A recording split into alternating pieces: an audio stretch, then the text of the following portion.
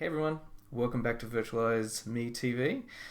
So today we're going to continue on with the Tanzu series of videos. We're going to specifically look at guest clusters and provisioning a guest cluster.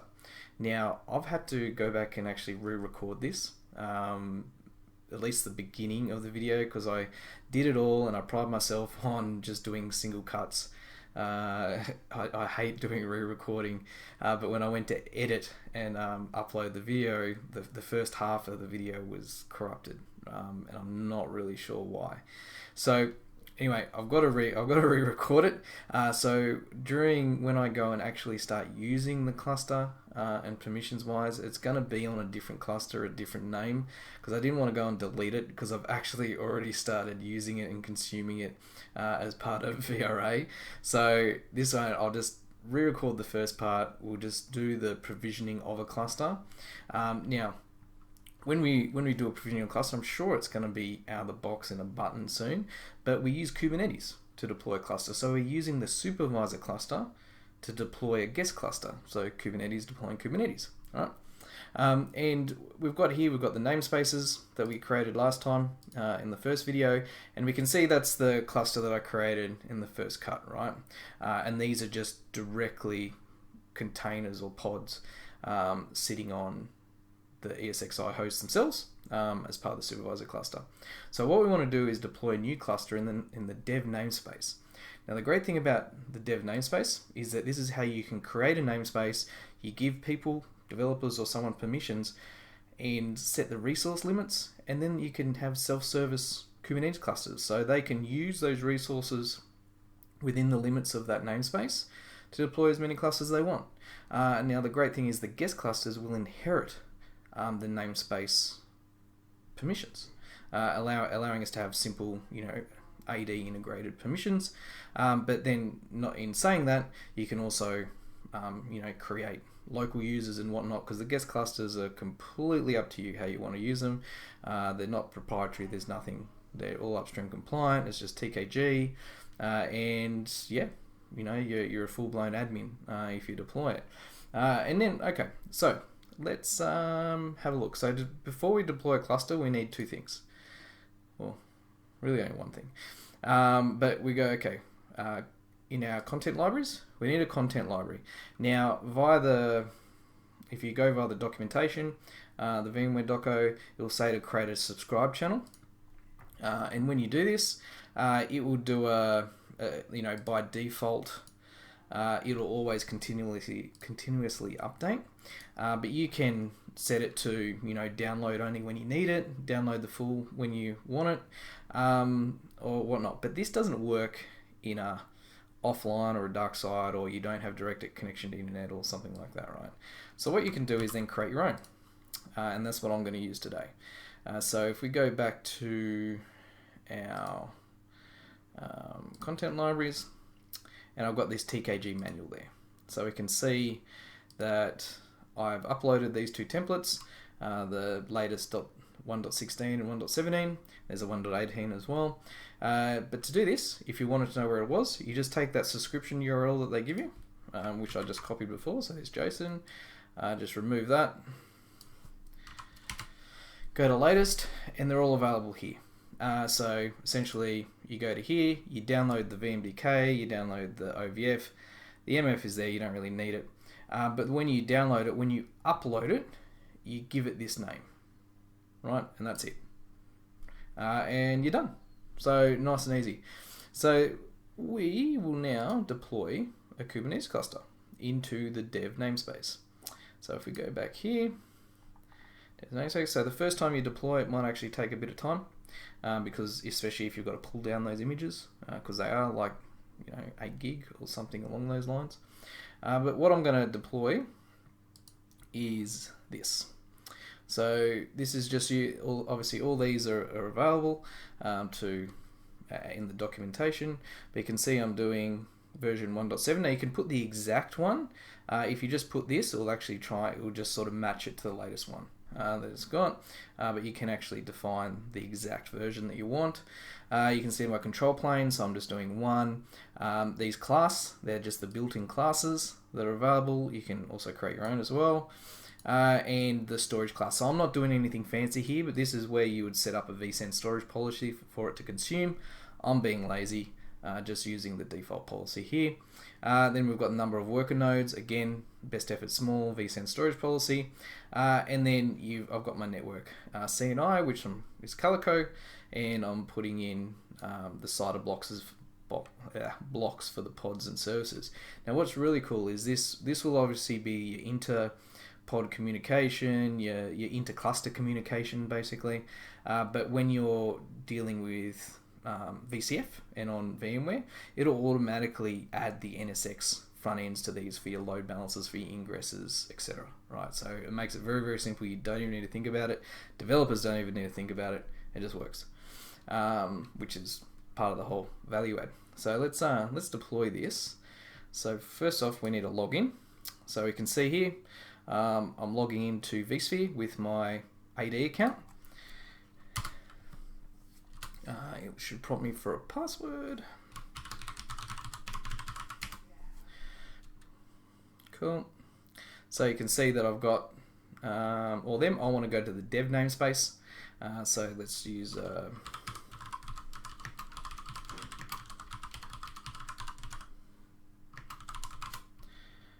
in here. So I go to dev.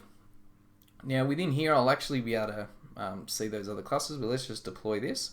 So I want to simple. I just do your normal kubectl apply f and then the TKG. Before I actually hit enter on that, I'm going to go and just open up this, and the name of it is going to be that, and I've also specified the namespace, right? So it should be TKG demo cluster. So let's see that that all works the way it should.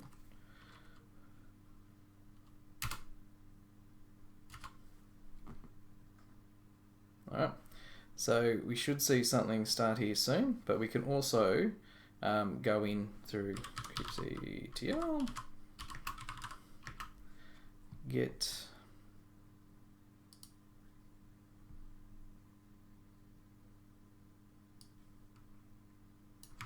that kind. So there it is there. It's creating it now. We can see it's created a bunch of folders, so we can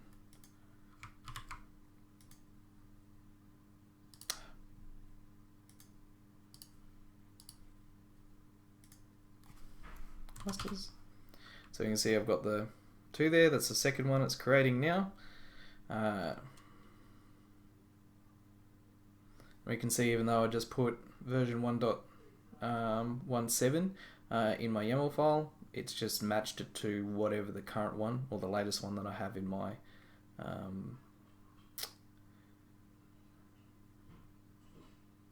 content library.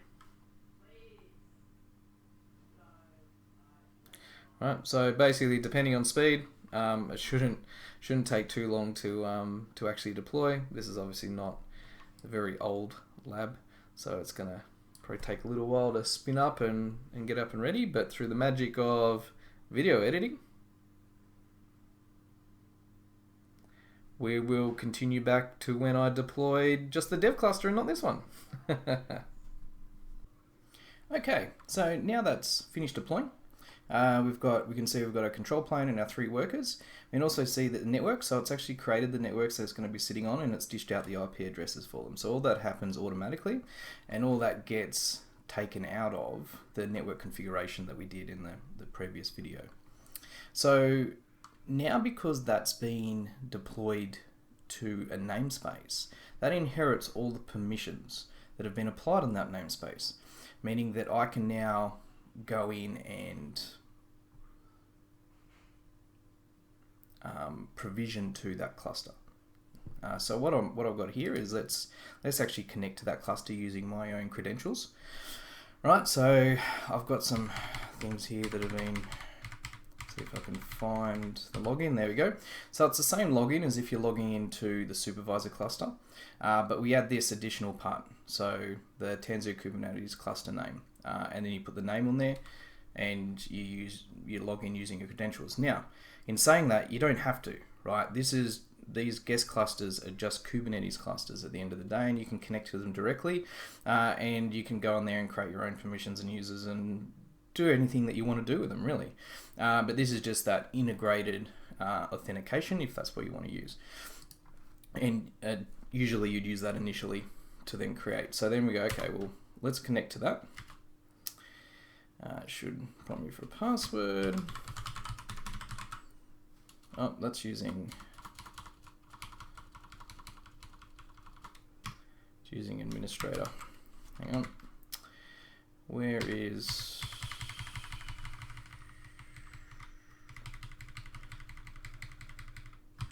there's mine. So there's my virtualize me account, not the built-in administrator. So we'll log in using that. Password.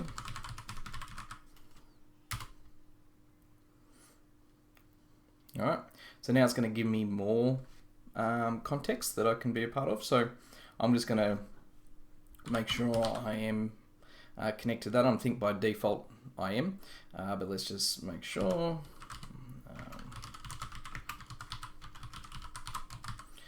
Context, what is it? Dev TKG 01. Cool, we're part of that. Now everything's the same, so obviously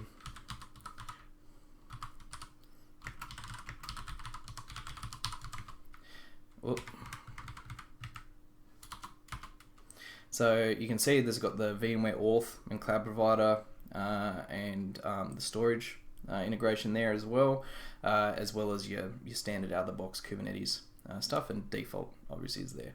So let's actually deploy, before we do this, now there is a PSP, so there's a permissions thing that you need to do. So while I've been granted edit rights to the namespace, means that I now have rights to assign myself an admin role within this cluster, but by default I'm not. So if I try and do a deployment of a container or a pod or any type of services, it's going to deny me, saying that it's forbidden.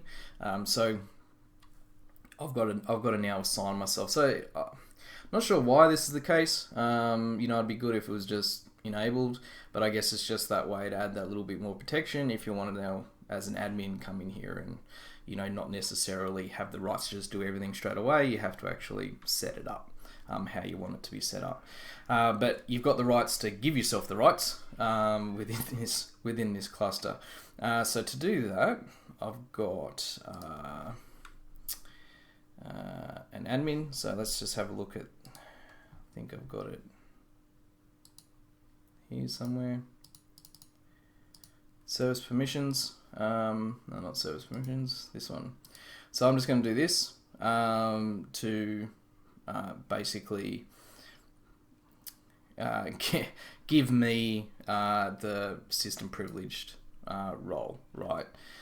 So that's all it's really doing. It's just doing giving just default. You can actually put specific names there. So if you look at my, I do have a service permissions here, so you can see I've given particular permissions to a service account, etc., and given them a system privilege cluster role. But in this instance, I'm just giving a blanket PSP privilege. So let's just apply that, and we'll just go kubectl.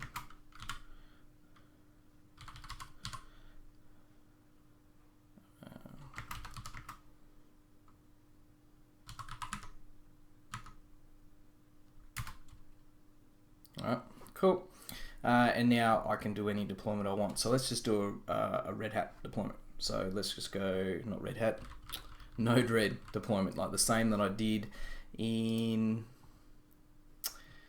over here. So I'll just do the same one, but it'll be within this cluster. And we'll actually see while I'm here, if we have a look at this namespace, you can see now I've got a Tanzu Kubernetes 1. So I've got one cluster in there, and that will obviously change as you deploy that. So you can see there's my dev cluster, and all this will be in here. So from an admin point of view, the VI admin can see all the clusters that are running, how many nodes, if they're healthy, etc. And the virtual machines will be the ones that are a part of that. And you can see the VM class there. So what we'll do is let's just do the node red. So teal apply. I have node red, yep. Cool. So we should be able to just do. Yeah, so it's creating the containers. And while that's actually creating, let's do, I think I've got the load balancer there, so let's, yeah, load balancer as well. Cool, so should be able to do, yeah. So you can see the node red load balancer there. That's still pending. Pods, so let's,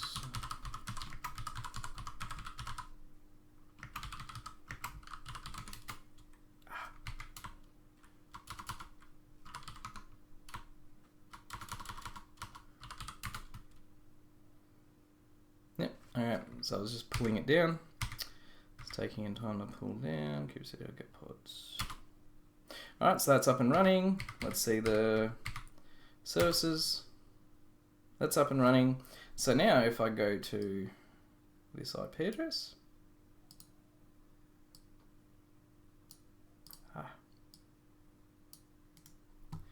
And let's have a look. Boom. Working. All right, cool. And you know, that's the same for anything. So if I wanted to do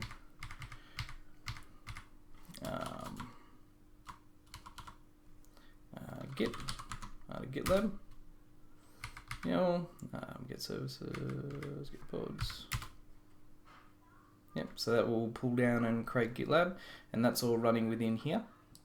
Now, as you can see, you can't actually see the containers running within here, but the integration with VROPS and others will actually show those containers within there. But the idea is, at the end of the day, this is, think of it as a resource pool, right? Is we've assigned resources and permissions to the namespace level.